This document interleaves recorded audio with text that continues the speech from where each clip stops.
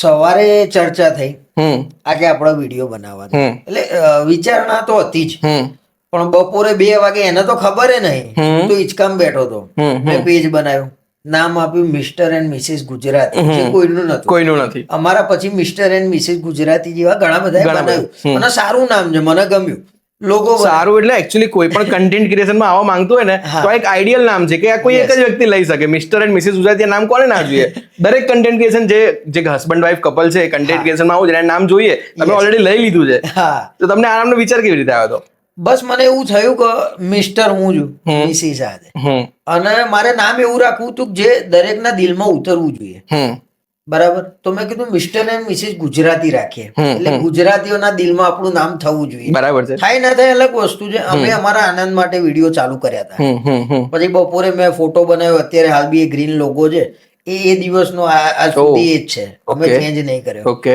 અને રાત્રે એક વિડીયો પહેલો તારક મહેતા વાળો બનાવ્યો, હમ અને લગભગ 1 મહિનામાં તો 1.5 લાખ ફોલોવર થઈ ગયા. હમ એ જ મહિનામાં? એક જ મહિનામાં, શું વાત પહેલા છે? મહિનામાં. હા, એક રાતની સફળતા કહેવાય આ તો. અરે જોરદાર, એમ ખૂબ પ્રેમ મળ્યો. અને આપણા ગુજરાતીઓ એકદમ પ્રેમ ભાવ વાળા હોય, હમ તો પ્રેમ અમને એટલો બધો આપ્યો કે ના પૂછો વાત. 100%.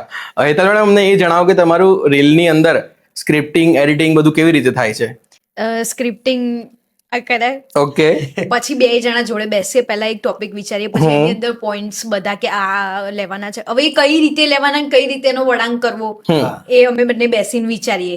પછી એડિટિંગ એ કરે, શૂટિંગ બધું જ ઘરે કરો છો? ખાલી મારે ખાલી એમ એક્ટિંગ કરીને થતું રહેવાનું એવી રીતે. એટલે વિડીયોમાં અમારે ચર્ચા એ થાય કે અમુક લાઈન એવી હોય કે આ લાઈન પછી લઈશું તો સારી લાગશે, અમુક વાર એવું થાય આ લાઈન પહેલા લઈશું તો સારી લાગશે. ડાયલોગમાં પંચ તારો ક્યાં આવશે તો બધા હસશે, એમ ક્યાં લોકોને આનંદ થશે, એ વસ્તુ ગોઠવવાની. એટલે બહુ અઘરું કામ છે, અને દરરોજ એ પીરસવું, દરરોજ કંઈક નવું લાવવું, એ અમારા માટે આમ ચેલેન્જ, અને એ હવે ગમે છે ચેલેન્જ કરવું. અને રોજ અમે એવું વિચારીએ કે કંઈક વધારે સારું આપીએ, આના કરતા વધારે સારું આપીએ, એવી રીતે મગજ સતત તમારું ચાલુ જ રહે. બરાબર. તમે ત્યારે ફૂલ ટાઈમ આ કન્ટેન્ટ ક્રિએશન કરો છો કે સાઈડમાં બીજું બી ખરું કઈ? નહીં, હું પાર્ટ ટાઈમ આ કરું છું. પાર્ટ ટાઈમ કન્ટેન્ટ ક્રિએશન કરો? તમને પાર્ટ ટાઈમમાં આટલી સફળતા મળી છે? હા, તમે નહીં માનો, લોકો ફૂલ ટાઈમ કરે છે ને તો પણ અહીં સુધી નહીં પહોંચી શકતા. તમને દર્શકોએ ખૂબ પ્રેમ આપ્યો છે. યસ, તો એમાં કારણ એ જ હતું કે સ્ક્રિપ્ટિંગ હું જાતે કરું છું. Yes yes. અને એનું ગમવાનું કારણ આ હતું કે સ્ક્રિપ્ટિંગ કોઈનું અમે જોઈન કરીશું તો આઈડિયા આવી જશે લોકોના, અને લોકો અત્યારે બહુ હોશિયાર છે યસ. જોવા વાળા, કે ભાઈ આ વસ્તુ આવી હતી એ જ છે, એટલે સ્કીપ થઈ જાય. અમારામાં નવું જ મળશે, યસ. એટલે લોકો રાહ જોઈને બેસે છે કે ભાઈ રાત્રે 9-10 વાગે ને હવે વિડીયો આવશે. અને મારો મેઇન બિઝનેસ એવો છે કે હું મારા FMGC પ્રોડક્ટ આવે, દાણા દાળનું પાઉચ આવે, અને એવું મુખવાસનું મારું પાઉચ છે, રિલેક્સ મુખવાસ. શું વાત કરો? રિલેક્સ? રિલેક્સ તો અમે ખાઈએ છે. હા, તો બસ એ મારી તમારી પ્રોડક્ટ છે? તમારી પોતાની? યસ. વિશ્વાસ નથી આવતો. કદાચ આ વસ્તુ તમે ઓન કેમેરે પહેલી વાર કહી રહ્યા છો. પહેલી વાર. શું વાત? તો આજે અમારા પોડકાસ્ટ બધા જોવાના છે. એમાં બી 3 પ્રોડક્ટ છે, એક રિલેક્સ મુખવાસ, એમાં મારે એક મુખવાસ, પછી એક પાન છે, અને ગોટલી મુખવાસ હમણાં નવું બજારમાં બહુ ચાલે છે, એ પણ છે મારું. ઓકે. યસ. પ્રોડક્શન હાઉસ આજે આપણને આજના સ્પોન્સર મળી ગયા છે. તો આના વિશે જણાવો, શરૂ ક્યારે કર્યું તમે? કોલેજ પછી તરત તમે બિઝનેસમાં આવે કેવી રીતે સ્ટાર્ટઅપ કર્યું? એટલે મેં કોલેજમાં મને રસ પહેલા તો તમે ભણ્યા છો શું? મેં 10 પાસ કર્યું. શું વાત કરો? અચ્છા, કર્યું છે આગળ.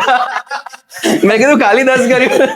પછી મેં ડિપ્લોમા કર્યું. ઓકે. અને મને રસ ઘરમાં પહેલેથી અમારા લોહીમાં મિકેનિકલ, હા, પણ મને કરાયું ઇલેક્ટ્રિકલ. તો મારા છેડા ભેગા થયા નહીં. બરાબર. તો મેં છેલ્લા સેમમાં મને એમ થયું મારે ઇલેક્ટ્રિકલ નથી કરવું. ઓ, છેલ્લા સેમમાં? છેલ્લા સેમમાં, છઠ્ઠા સેમ, કિનારે જઈને મેં કીધું મારા બોટ મૂકી દીધી, મેં હું નીકળી ગયો. પછી મેં મિકેનિકલ લાઈનમાં જોબ કરી, ત્યાં આગળ કોન્ટ્રાક્ટ ઉપર કામ કર્યું. બરાબર. જીવનમાં 2 નોકરી કરી. ઓકે. પહેલી નોકરી કરી હતી, ત્યાં આગળ મને 3 મહિના સુધી પગાર નતો આપ્યો. ત્રીજા મહિને મેં પગાર માંગ્યો, પહેલી જ નોકરી, તો મને 1500 રૂપિયા પગાર આપ્યો. ક્યારની વાત કરો છો તમે? 16માં, 2016માં. ઓકે. એટલે મહિને 500 રૂપિયા થયા. એટલે મેં નક્કી કર્યું કે હવે ચોકડી. પછી હું કોન્ટ્રાક્ટ ઉપર એક જગ્યાએ સ્ક્રૂ બેરલ બનાવતો હતો, જે મિકેનિકલમાં સ્ક્રૂ આવો મોટા ઇન્જેક્શન મોલ્ડિંગ, એનું CNC હું ચલાવતો હતો. ત્યાં મારા કોન્ટ્રાક્ટમાં હું 40,000 નું કામ કરતો જ હતો. પછી આ રીતે 3 મિત્રો ભેગા થયા, ત્યાં આગળ કામ કરતા હોય બધા, બરાબર બેઠા હતા. ચા પીતા હતા અને ત્યાં આગળ મેં અળસી ખાધી, એક અળસીનું પાઉચ. Yes yes. મેં કીધું ભાઈ આવું પાઉચ બનાવવાનું થાય છે મારા મિત્રના, તો કે ભાઈ તું આ બધી વાતો કર્યા આગળ મશીન ચલાય. મેં કીધું, ના ના હું પાઉચ બનાવીશ. મેં કીધું શું નામ રાખે? મેં કીધું રિલેક્સ. નામ બી રાખી દીધું. મને ખબર નથી રિલેક્સ નામ, મને એનું ટ્રેડમાર્ક મળશે, રજીસ્ટર થશે, તમે કઈ જ knowledge તમે નામ ચૂઝ કરવામાં એકદમ પરફેક્ટ માણસ છો. Mr and Mrs Gujarati relax. હા, અને એ પાઉચમાં લગભગ મને 50 જણાએ કીધું કે તમને પાઉચનું નામ રિલેક્સ બહુ સારું મળ્યું. એનું મેં TM તાત્કાલિક લઈ લીધું. ભલે અંદર શું ભરીશું ખબર નથી.